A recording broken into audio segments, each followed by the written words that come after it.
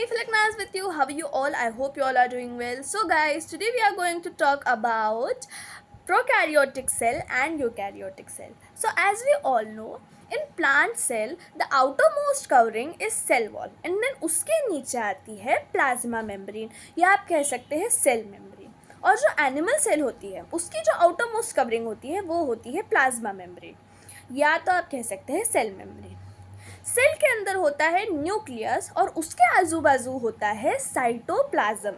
सो cytoplasm में जितनी भी चीज़ें स्कैटर्ड फैली हुई रहती है न्यूक्लियस को छोड़ के उन सबको हम लोग कहते हैं सेल ऑर्गेनल, जैसे कि राइबोसोम्स, गोल्जी एपरेटस एक्सेट्रा.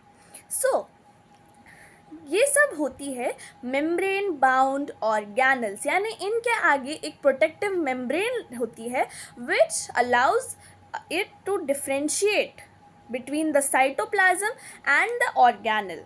यानी ये जो ऑर्गेनल है मेम्ब्रेन उसको प्रोटेक्ट करती है ताकि वो साइटोप्लाज्म के साथ में मिक्स ना हो जाए और इसी की वजह से हम लोग इन सबको डिफ्रेंशिएट कर पाते हैं.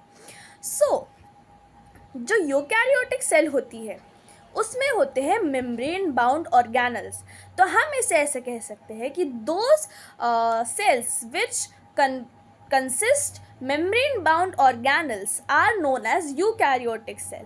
और प्रोकैरियोटिक सेल होता है जिन सेल के पास में cell organelles membrane bound cell organelles present नहीं होते, यानी उनमें होती चीज़ें होती है पर वो स्कैटर्ड होती है और इसमें डिफ्रेंशिएट करना मुश्किल होता है कि ये क्या है वो क्या है. So those cell which do not consist of membrane bound organelles are known as prokaryotic cell.